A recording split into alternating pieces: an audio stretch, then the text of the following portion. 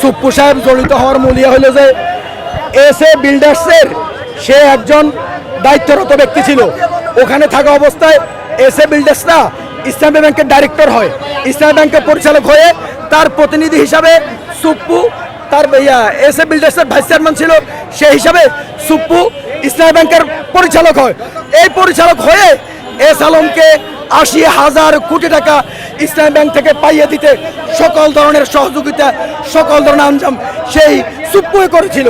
যার কারণে আজকে আমাদের দাবি হলো অবিলম্বে সুপ্পুকে গ্রেপ্তার করে তাকে আইনের আওতায় নিয়ে এসে তার আমাদের যে টাকাগুলো কীভাবে সে ওদেরকে লুটপাট করতে সুযোগ করে দিয়েছিল তার সকল আইনি প্রয়োগ করে আমাদের এই টাকাগুলা ব্যাংকে পুনরায় আনার জন্য, নিশ্চিত করার জন্য আমাদের আজকের আন্দোলন। দেখুন, আমাদের দাবি না মানা হয় এটা আমরা ভাবি না। ইতিপূর্বে চেয়ারম্যান পদত্যাগের জন্য আমরা আন্দোলন করেছি, সরকার পানি জল ঘোলা করে এটা মেনে নিয়েছে।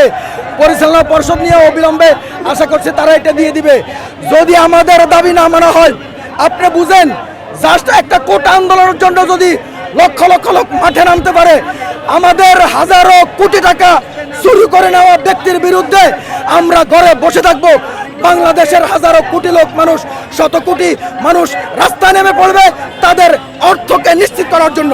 সুতরাং দাবি না মানবে এটা আমরা ভাবি না, তবে মানবে তো মানবে, পেঁয়াজও খাবে, ১০০ জুতার বাড়িও খাবে, আমাদের দাবিও মানবে ইনশাআল্লাহ। একটা ব্যাধি সাংবাদিকদের মাথায় কাজ করে এবং যারা সুপ্পু এবং পেশিবাদের দোষর তাদের মাথায় একটা ব্যাধি কাজ করে, সেটা হলো যখন যৌক্তিক কোনো বিষয়ে কথা বলা হয় তখন সেটাকে জামাত শিবির আন্দোলন বলা হয়।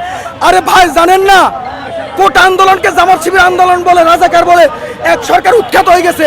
আপনি আবারও আমার অর্থ গেছে, আমি মাঠে আমার অর্থের জন্য যুদ্ধ করতেছি, আপনি এখানে আবার জামাত শিবির টেনে নিয়ে আসছেন। এমন এক অবস্থা, কেউ কেউ তো বলে ৭১-এ তারা যে পরিমাণ দর্শন করছে, আমার তো মনে হয় যারা জামাত বিরোধী সবাইকে ওই প্রজন্মের ফসল কিনা এক আল্লাহ ভালো জানে। অবিলম্বে সরকারকে বলবো এই ধরনের ন্যাক্কারজনক মানসিকতা, এই ধরনের কেটে ফেলার মানসিকতা বাদ দিয়ে আমাদের ন্যায্য অধিকার, ন্যায্য দাবি, আমাদের টাকা আমাদের ব্যাংকে ফিরিয়ে আনার জন্য সকল ধরনের ব্যবস্থা গ্রহণ করার জন্য আমি উদাত্ত আহ্বান জানাচ্ছি। ধন্যবাদ।